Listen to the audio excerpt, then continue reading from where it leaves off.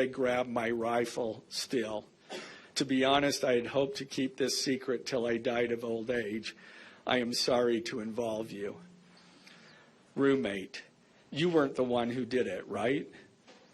Robinson, I'm sorry. 7 counts were officially filed against the man accused of killing Charlie Kirk, including aggravated murder. Tonight, we get a sense of the evidence prosecutors are poring over, including what authorities claim are text exchanges between Tyler Robinson and a roommate. U.S. Attorney John Fishwick joining us. A lot to unpack tonight, John. What about that alleged admission of guilt in a chat? Could that be an attempt for the suspect to utilize the admission as a plea to avoid the death penalty, which, as you know, is on the table? Didi, I think it'll be uphill for his legal team to get the death penalty off the table.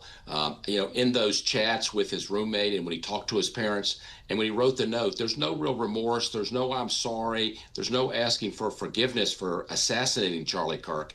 It's pretty clear he's just admitting to it. So I don't think that would garner much sympathy with the jury who's deciding whether he should get the death penalty or not. In fact, I think it may hurt his case and make it much more uphill for his legal team. That's interesting. Utah's governor and the president had been calling for the death penalty even before a suspect was identified. You remember the intense manhunt. Robinson's arrest was facilitated by his father, seemingly with the knowledge, John, the death penalty would be on the table. What impact could that have on the case? Do you see a scenario where the mother and father could perhaps testify against their son? Didi, I fully expect them to testify at the trial. I'm sure it'll be very emotional testimony. I'm sure they didn't want to be put in this difficult position, but nonetheless, they were by their son. And so he told them he did it. He basically admitted it to them. They know that that gun is a family gun, and they'll be able to identify on the video, yes, that's our son. Who's up there on the roof, jumping off the roof and coming into the building. So I'm sure they don't want to testify, but they'll be subpoenaed. They'll have to tell the truth. And I fully expect them to be very emotional, very impactful testimony at the trial.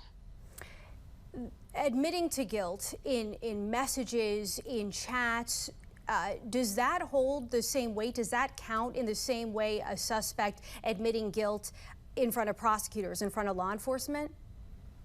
I think it may carry even more weight with the jury. After all, he's very close with his roommate, obviously very close with his parents, or at least has been at some point in his life. Presumably, if you're going to admit to a crime to some people you're very close to, I think a jury's going to think you're telling the truth. So I think it'll be very powerful testimony when they bring that out, that he's admitted to this on a number of occasions to assassinating Charlie Kirk.